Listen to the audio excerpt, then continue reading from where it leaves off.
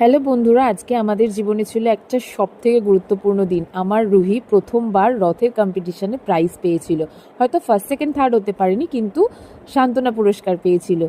দেখা যাক সামনের বছর কি হয়। তো আমরা দুজনে মা মেয়েতে সেজে গুজে ওর বাবার সাথে চলে গেছিলাম প্রথমে ঘুরতে আমাদের বাড়ির সামনের মেলাটাতে, কারণ ওখানে প্রাইজ ডিস্ট্রিবিউশন শুরু হবে 8টার সময়। আমরা বেরিয়েছিলাম 7টার সময়।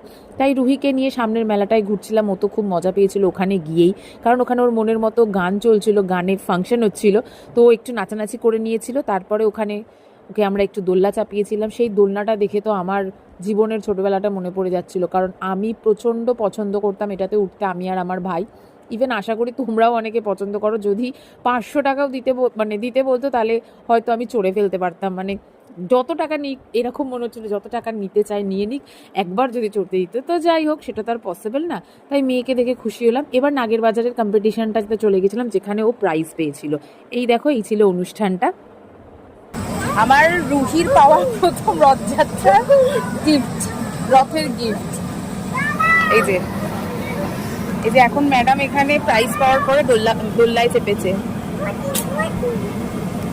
এই দেখো, এইটা ছিল রুহির জীবনে পাওয়া প্রথম প্রাইজ। তোমরা সবাই ওকে আশীর্বাদ করো, ও যেন আগামী দিনে আরও বড় হতে পারে, আরও জীবনে উন্নতি করতে পারে। চলো, আজকের মতো আমার ভিডিও এখানেই আমি শেষ করলাম। চলো, তোমাদেরকে টাটা।